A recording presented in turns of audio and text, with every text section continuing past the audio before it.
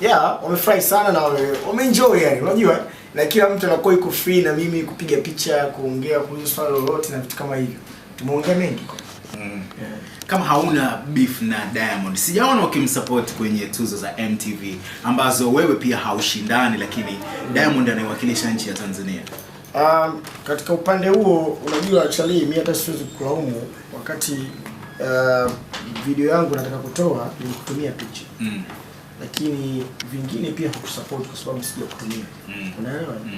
Siwezi kusema tu kwamba kwa nini unisupport wakati wewe pia ni mdau wa muziki. Wasanii wengi nimeshaweza kuwatumia pictures na vile vile wakanisupport na wengine niliwatumia hawakunisupport. Vile vile kama unavyoona kwamba mimi nilikuwa ambassador ambaye naweza kusema ni kutoka Tanzania pia ninawakilisha. Kumbuka kwamba hii World Aid campaign ni kubwa, sivyo unavyofikiria wewe, sivyo kabisa. Lakini ni kubwa zaidi kuliko unavyoifikiria wewe.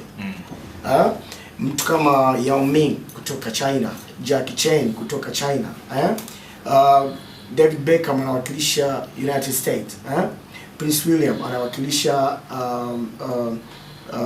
Uingereza, UK, yeah. Leonardo DiCaprio na wengine wengi sana. Kwa nini wale wafanye na mimi pia nikiwemo? Nyewe watu wanachukulia poa. Kwa nini? Na wale wanatutetea sisi na wanyama ni wetu sisi. Kwa nini watu wanachukulia poa? Wale wazungu, umeelewa bwana? Na wamejitolea kufanya hili swala kwamba bwana poaching yani sio kitu kizuri. Unaelewa? Na mimi mwenyewe nimejitolea kina Lupita Nyong'o, umeona? Wamejitolea wote. Watu wanachukulia poa. Kwa nini wanachukulia poa? Mimi siwezi kusema kwamba nimelipiza kisasi basi nifanye mimi siko katika hayo. Lakini mimi always nakuwa hivyo. Umenitumia na ninakusupport. Wengi wananitumia hadi kazi zao na ninawasupport. Umeelewa bwana? Na vile vile wacha tuzungumzie in general. Sitaki kumzungumzia Diamond wala sitaki kumzungumzia naye. Umeelewa? Tanzania kuna tabia ya kutokusupportiana. Watu wanaangalia kitu gani ameharibu, sio kitu gani amejenga. Very true. Always. Sasa ni vitu kama hivyo tusitaki kuvizungumzia kwa sababu tayari tumevikuta na vinaendelea. Tutaanzaje kuvimaliza? Lazima kuwe na kikao au tukae pamoja, tuelewane, Sio mimi tu na mtu fulani, hapana. Na watu wote at least kuwe na seminar, wadau wote waanze mtu wa uzalendo, tuanze kujenga uzalendo. Lakini sio kusema eti kwa sababu mengi tumeyaona. Marehemu Kanumba alikosea kidogo kwenye Big Brother, unajua. Watu wakatafuta ile aliyokosea kuipublish, lakini sio vile alivyoenda kutuwakilisha. Yaani mfano wako vitu vingi sana ambavyo vinatokea hatuko sawa. Very true. Usisemwe mimi, kuna wasanii wengi wameshafanya vizuri. Umeelewa? Kwa lazima tusupportiane kama tumeamua kusupportiana. Nimependa point yako. Kwanza nataka kuuliza kama una beef na Diamond, umeshaniambia una beef na Diamond. Nataka kujua kwa nini ukupost picha yako, unasema angekutumia wewe ungeipost na kwa sababu una support kitu kizuri. Big up for that. Umeona bana, kuna swali ambalo nilitaka kulifananisha ambalo jamaa aliniuliza mida fulani lakini kama nilipotezea hii. Halina maana.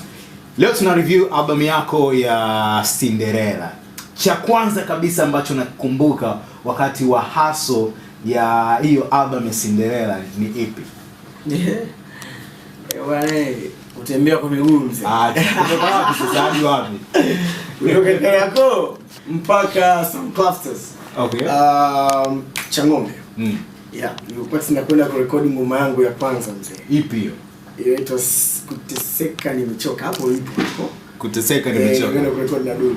Lakini wakati Dully Sykes anakwenda kuingiza vocal ndio nilikwenda katika gari, nilipanda katika gari yake, akanipeleka mpaka kuitika na vocal. Dully akukuzingua? Hata siku moja afu sikuomba hata featuring mzee. Ukweli kwa yani Dully sikia nikwambia. Dully na anko wangu walikuwa ni maneighbor. Na mimi nilikuwa nashinda sana kwa mjomba wangu. Neighbor lazima wanaangaliana wako opposite. Sasa wakati mimi nafanya mazoezi ya beat, Dully akasikia mimi naimba ndani. Na yeye msanii upande wa pili. Akatoka kaje nyumbani. Anambia nyimbo yako kumbe unaimba wewe siku zote nakuona tu hapa unaona Kwa vitu kama hivi. Nikamwambia kweli mimi naimba. Akasema basi mimi nataka nifanye hii nyimbo twende tukafanye. Alipenda. Umeona? Kwa mpaka leo ndio maana nakumbuka mimi namkubali sana Dully Sykes na yani unajua yani kweli nakuelewa. So hii ilitoka kwenye radio? Hii ngoma ilitoka lakini ilifanyaje? Iliweza kupasua katika mwambao wa pwani huko Bagamoyo, Zanzibar ndo sana. Umeelewa? Lindi huko Mtwara. Lindi huko Mtwara. Long time. Yeah. Mimi bwana nitaendelea kuuza single kwa kipindi fulani, lakini album nitaweza kutoa kwa maelekezo. Kwa maelekezo ambayo nitawapa. Nitaweza kutoa album lakini kwanza on digital na vile vile kama hizi nini za CDs na vitu vingine. Tutaweza kuelekeza ni jinsi gani unaweza kuzipata. Uwezekano upo. Yeah. Okay. Tunatamani sana unajua, lakini sasa ndio hivi. Binafsi mimi ninaweza kukwambia hiyo Cinderella album ndio ilikuwa inaongoza kipindi kile kimauzo ya. Kopi ngapi uliuza? Mimi sikumbuki, mzee sema niliuza sana kwa sababu kila mtu anayo. Kila mtu alikuwa nayo. Unafikiri ulifaidika na kile ambacho ulikipeleka sokoni? Nilifaidika kwa kipindi kile, unajua pesa nayo inakuwa na thamani kiasi fulani.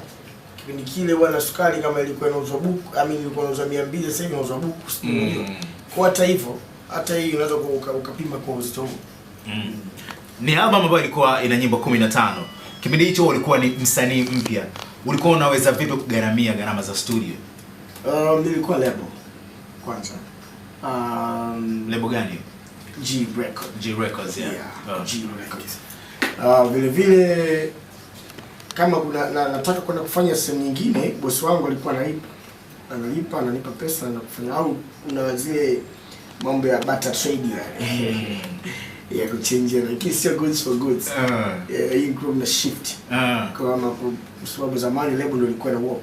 Kwa hiyo ni labda naweza kusema labda nikafanye nyimbo kwa label ya Soundcrafters. Kwa Soundcrafters msanii wake mmoja anataka kufanya nyimbo katika studio yetu ya G Record, mimi naweza kufanya Soundcrafters.